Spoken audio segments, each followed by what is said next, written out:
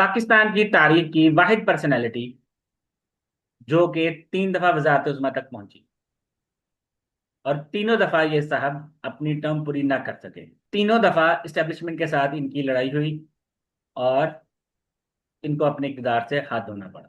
میری مراد میاں محمد نواز شریف صاحب۔ آج ہم ان کے تھرڈ ٹینیور کے بارے میں ڈسکس کریں گے۔ تو اس کی ڈیٹیل کیا ہے، آئیے دیکھتے ہیں۔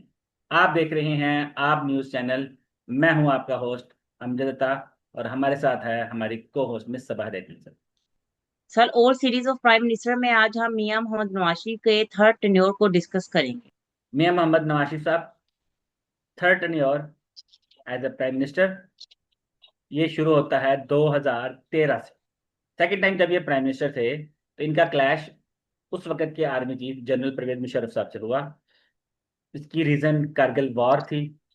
تھرڈ ٹائم پرائم منسٹر بننے کے بعد ایک دفعہ پھر میاں صاحب نے اپنی وہی پالیسی دوبارہ سٹارٹ کی ہے کہ ہندوستان سے دوستی شروع کی جائے۔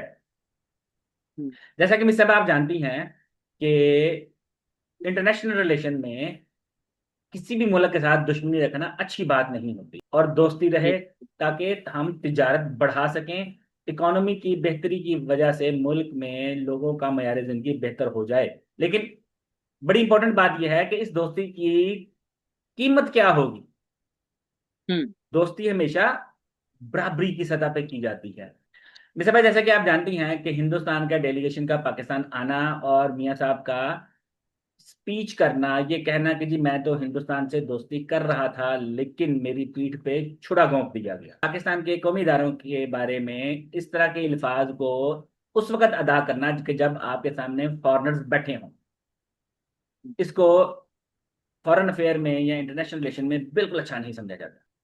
میاں صاحب کو تیسری دفعہ جب وزارت عظمیٰ ملی، یہ پیپلز پارٹی کے اس ٹنیور کے بعد تھا جب آصف علی زرداری صاحب پریزیڈنٹ رہے پاکستان میں، اور کرپشن کا جو بازار گرم تھا، لوگ اس وقت چاہتے تھے کہ کسی طریقے سے پیپلز پارٹی کی گورنمنٹ سے جان چھوٹے۔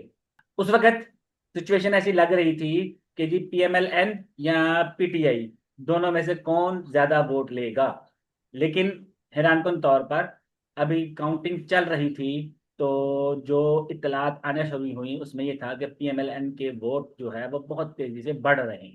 اطلاعات آنا شروع ہوئی کہ پی ایم ایل این کی جیتی ہوئی سیٹوں کی تعداد بڑھنی شروع ہو گئی، اور الیکشن کے دن رات تقریباً 10 کے بعد میاں صاحب نے اپنے ماڈل ٹاؤن کے گھر کی چھت پہ کھڑے ہو کر ایز اے وننگ کینڈیڈیٹ کے اسپیچ بھی کر دی۔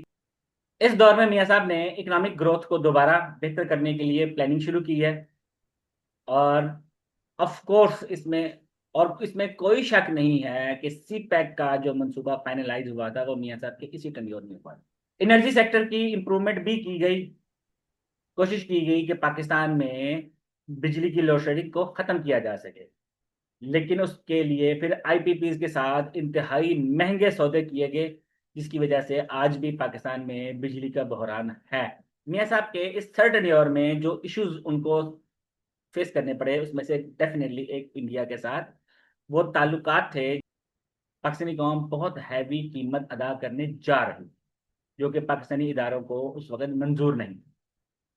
مثلا Indian prime minister Narendra Modi کا پاکستان کا وزٹ، اور ہندوستان میں لوہے کا ایک بہت بڑا کاروباری نام مسٹر جندال کا میاں صاحب سے آ کر ملنا اور مری میں ان کی ملاقات کرنا، جو کہ آفیشیل یہ پلان بھی نہیں۔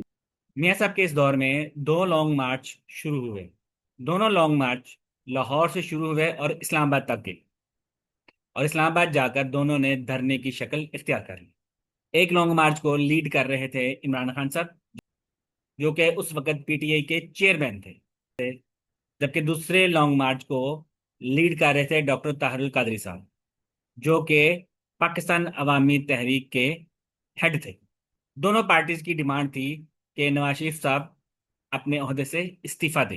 پاکستان عوامی تحریک کا دھرنا تو کچھ عرصے کے بعد ختم ہو گیا، اور ڈاکٹر طاہر القادری صاحب وہاں پر دھرنا ختم کر کے لاہور واپس تشریف لے آئے، جب دوسرا دھرنا جس کو عمران خان صاحب لیڈ کر رہے تھے وہ وہاں پر جاری رہا، اور عمران خان صاحب کو یہ دھرنا ایک انتہائی افسوسناک واقعے کے بعد ختم کرنا پڑا۔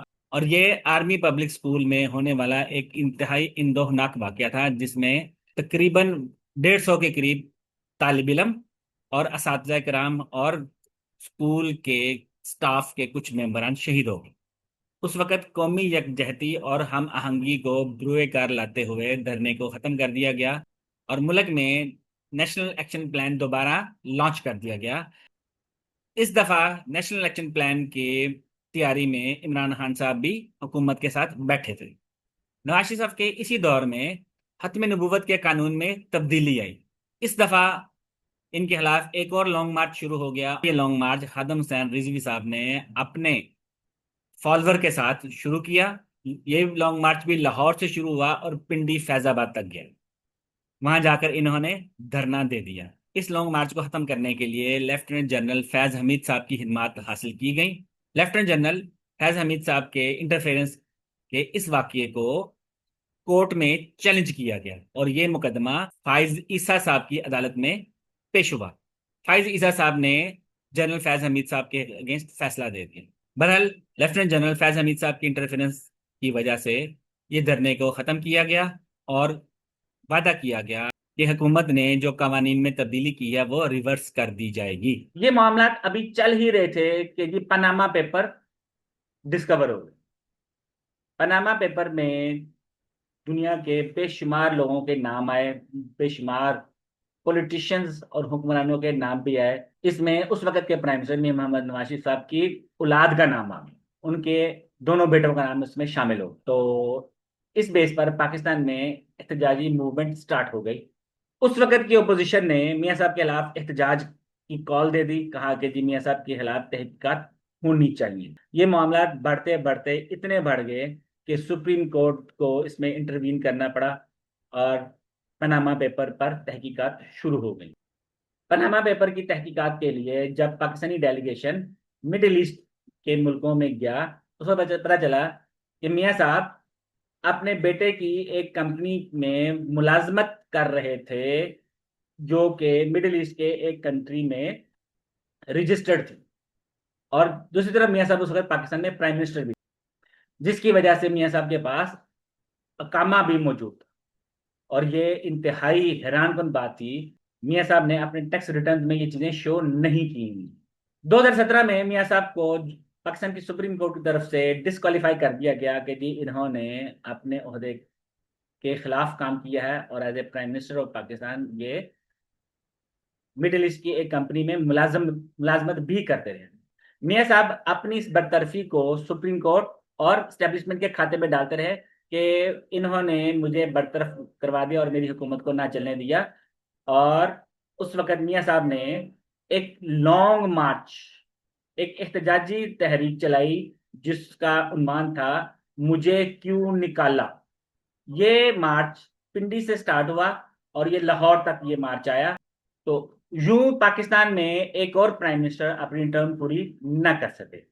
تو میاں صاحب کی برطرفی کے بعد ان کی ہی پارٹی کے ایک پرائم منسٹر شاہد حقان عباسی صاحب نے as a prime minister of Pakistan حلف اٹھایا اور انہوں نے پی ایم ایل این کے اس ٹرم کو پورا کیا۔